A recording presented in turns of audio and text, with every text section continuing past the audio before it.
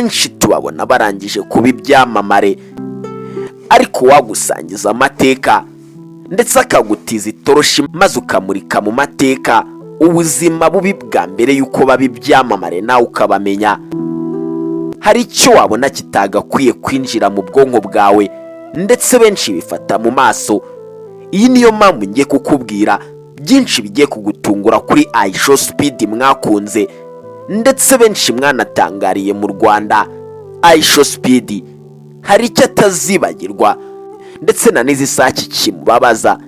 Ese wari uzi ko ISHOW speed mu buryo atari yiteze igihe yari arimo akora ikiganiro isi yose imukanuriye amaso, yisanze igitsina cye cyagaragaye imbere ya kamera? Iki kikaba ari igisebo cya mbere kitazibagiranwa kuri ISHOW speed.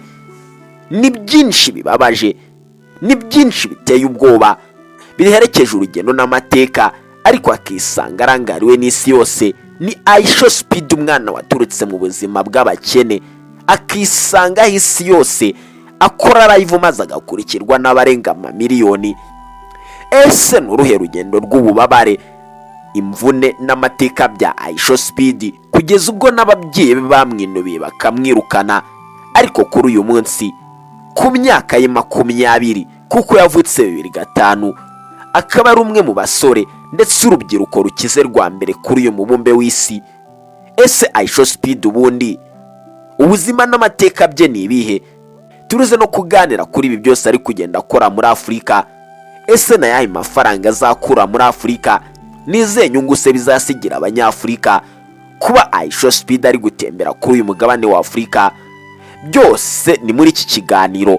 Niba ari bwo bwa mbere wisanze kuri uyu muyoboro, urasabwa ko wakanda subscribe kugira ngo ibindi biganiro ndetse n'ibindi byinshi bisa n'ibicanganye bize bigusesekaraho ku gihe. Nje ni Rambo na Jacques, uhawe ikaze.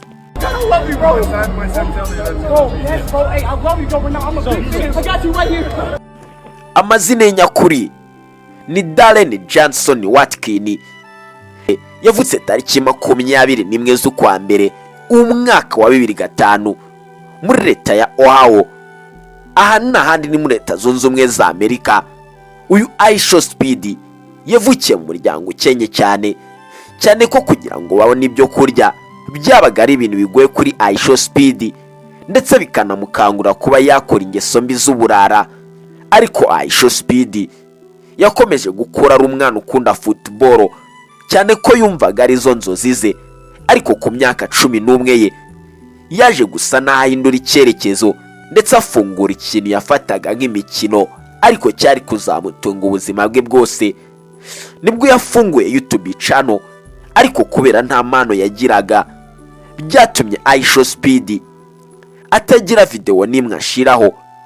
Ariko ISHOW speed ubwo yatangiraga kwa uploadinga mwaka wa 2017 ntabwo byari ibintu bishimishije kuri we, kuko uko yaploadingaga abonaga views 2, ndetse imwe muri yo yabaga ari se wamukurikiranaga, ise witwaga Darren Senior, akaba ari nawe se w'umuhanzi.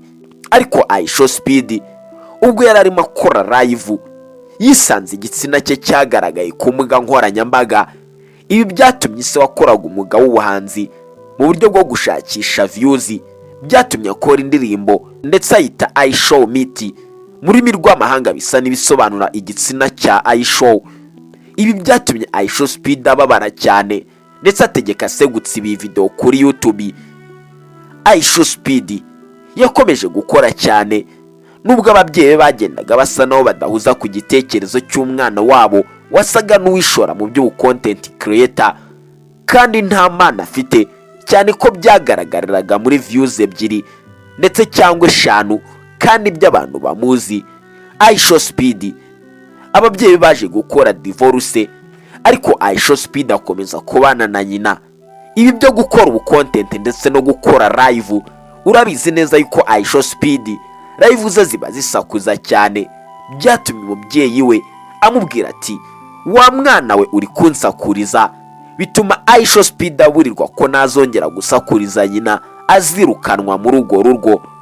Ariko ISHOW speed nk'umwana wari ufite intego ntibyamuciye intege, maze bituma nyina amwirukana mu rugo ISHOW Speed ajya kubana na se.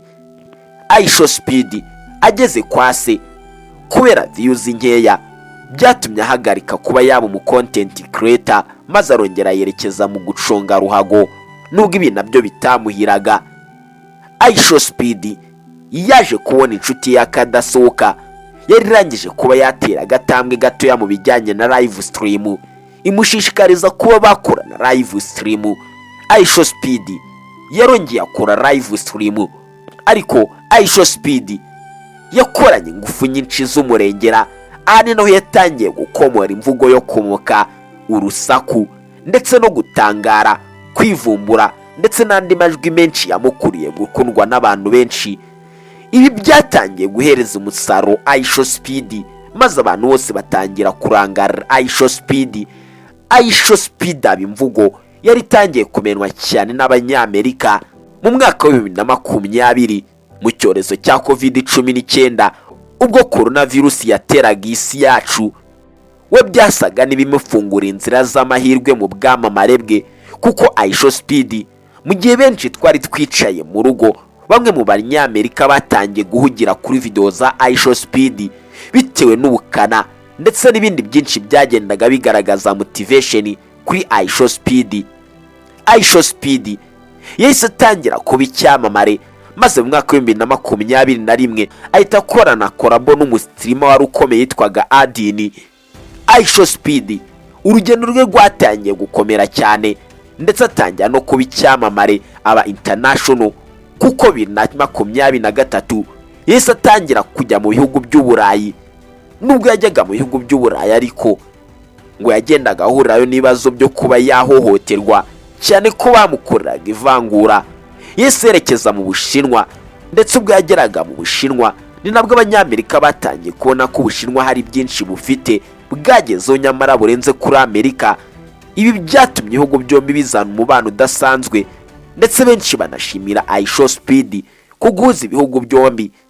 ISHOW Speed yise ajya gukorera live muri Malaysia, aribwo bwa mbere mu mateka ISHOW Speed live yakurikiranwe n'abarenga miliyoni.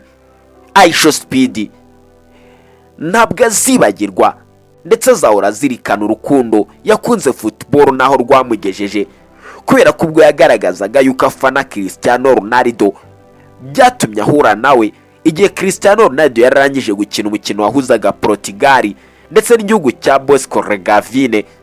Ibi byatumye ISHOW Speed bimuzamurira igikundiro, cyane cyane ko yabonaga ko football ariho hantu honyine yakomora abakunzi. ISHOW Speed byinshi kuri we byagiye bitangira gutuma ISHOW Speed abikirangirire. ISHOW Speed guhera uyu munsi, ISHOW Speed yise afata icyemezo cyo kuzenguruka umubumbe wose w'isi. Aha ni nawe yahise afata icyemezo cyo kuza ku mugabane wa Afurika. Ariko ISHOW Speed ubwo yageraga muri Afurika, abanyamerika ndetse n'abandi batandukanye ku isi yose batangiye gutangarira byinshi bagiye babona ubwo babonaga ISHOW Speed abigaragaza ku mugabane wa Afurika. Benshi bandikaga comment zigira ziti, twari tuzi ko Afurika ari umugabane w'amatongo, umugabane urimo inzu z'inyubako zishaje cyane cyane ziganjemo iz'ibyatsi, ndetse bati twatunguye no kubona imihanda, guverinoma nziza ndetse n'ibindi byinshi by'ibikorwa remezo batakekaga ko biba kuri uyu mugabane wa Afurika.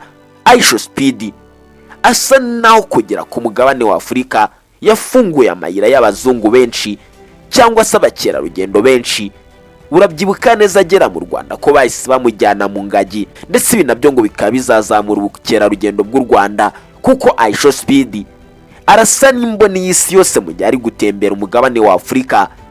Kandi benshi bazi ko umugabane wa Afurika ari ahantu uhura n'intare ndetse n'ibindi byinshi, ntibafata umugabane wa Afurika nk'umugabane nk'iyindi yose. ISHOW Speed kuri izi saha afite imitungo irenga miliyoni 30 z'amadolari, wazishira mu Manyarwanda akaba miliyari 43. ISHOW Speed ku myaka ya 20 ku rubuga rwe rwa YouTube barangije kugira subscribers barenga miliyoni 50, kuko ubwabyo kuri uyu mugabane wa Afurika ntabwo azabura miliyoni 5 akura z'abasubscribers. Ese ISHOW speed yakubera ikihe cyigisho? Ni giki wavuga kuri ISHOW speed? Njya wakugezaga iki kiganiro ni Rambo na Jacques, iyo ni Sura TV1, murongo mugari ibyegeranyo mugezwaho. Niba aribwo bwa mbere ruyisanze kuri uyu miyoboro, urasabwa ko wakanda subscribe nyaboneka. Ugira impagarikiye n'ubugingo, amahoro n'amafaranga bijejete kuri wowe. Ciao ciao.